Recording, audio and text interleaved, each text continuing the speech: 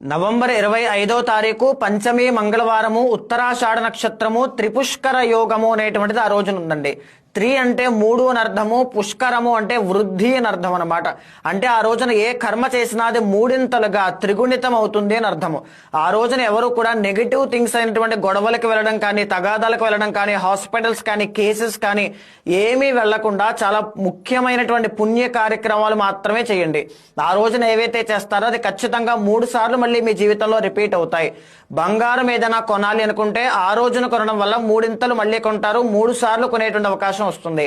ఏదైనా గృహప్రవేశాలు చేయడం వల్ల మళ్ళీ గృహప్రవేశం చేస్తారు.